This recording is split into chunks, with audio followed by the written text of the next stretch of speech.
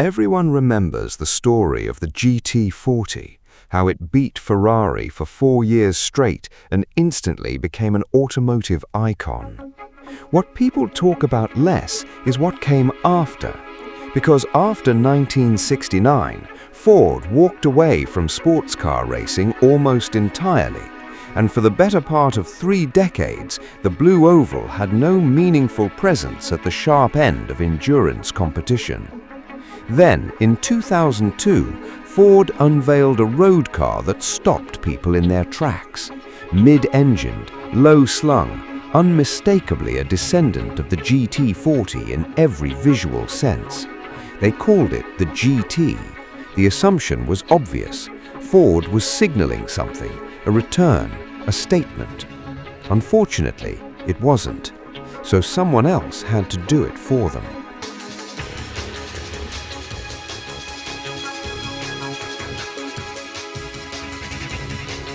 This is the story of the Matech Ford GT, the privateer-built race car that did what Ford wouldn't do, won a European Championship that Ford didn't fund, and quietly reminded a sleeping giant what its own name was worth. The story starts in 2006, where a Swiss businessman named Martin Bartek founded a small company called Matech Concepts, with an office in Geneva and a workshop in Mayen, Germany. Bartek's brawl was simple: take a stock GT road car, transform it into a proper racing machine, and bring the name back to circuit competition. Ford's involvement was minimal at best. Bartek had struck a formal agreement with Ford Racing for the use of the car and engine supply, and Matech served as Ford Racing's official European distributor for competition vehicles. But the actual factory showed little interest in what he was doing. Bartek had repeatedly tried to bring them in, but they simply weren't interested. Matech bought standard production Ford GTs and handed them to lead engineer Andreas Heinke, whose task was to strip weight and develop an aerodynamic package from scratch to make the car competitive for the FIA GT3 European Championship. Changes included a new front splitter, a rear wing and diffuser, as well as hood vents. The rear half of the chassis was restructured with a tubular steel component, which also served as the anchor for an FIA spec roll cage.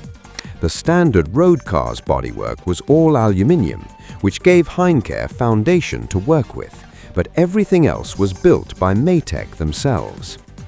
Matech first raced the Ford GT GT3 in 2007 with modest results. They managed to score a win at Bucharest before finding themselves regularly outpaced by the Callaway Corvettes for the rest of the season. The 2008 season would be something else entirely.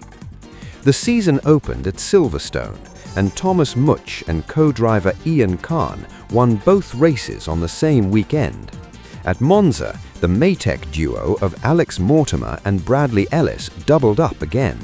At Oschersleben, another Matech crew took the win. Running 3 cars, the team was suffocating the opposition. The FIA's response was to add ballast, the traditional tool of championship control. Race by race, more weight was bolted onto the winning Fords. By the latter half of the season, at Nogaro and Dubai, the cumulative penalty had done its work. The Callaway Corvette finally broke Matech's winning streak. But that did little to shake up Matech's lead in the competition.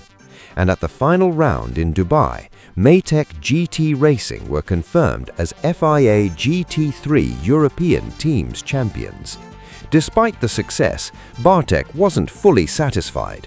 His ambition had always pointed towards something larger, GT1, particularly the 24 Hours of Le Mans. With the GT3 success as proof of concept, and with Ford's posture towards the project softening in the wake of results, Matech began developing a GT1 specification car. For this next step, Ford's involvement grew. Aerodynamic development was conducted in Ford of Europe's wind tunnel in Cologne. Roush Yates developed the engine. The rear half of the chassis was rebuilt entirely, with German aerospace engineering firm Hegemann involved in the structural work. In 2010, Matech entered the FIA GT3 World Championship and also brought the GT to Le Mans for the first time. There were 3 cars entered into the competition across Matech and Belgian outfit Mark VDS Racing. None finished, but the symbolism was profound. A GT had returned over 40 years after the GT40's dynasty had ended.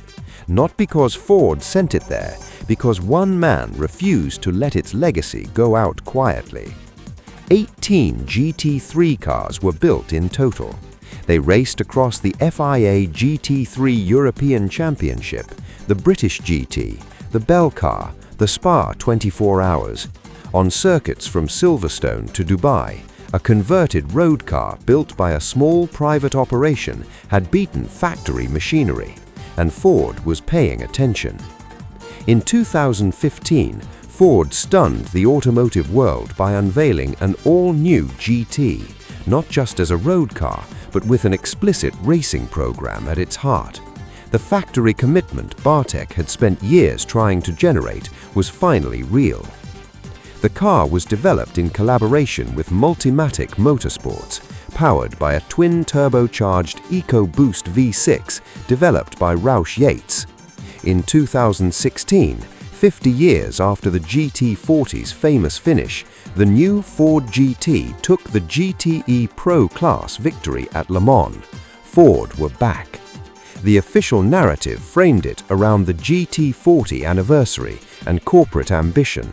And that is true, but the thread that runs from the GT40's retirement in 1969 to that 2016 Le Mans podium passes through Martin Bartek's workshop in Mayen, Germany.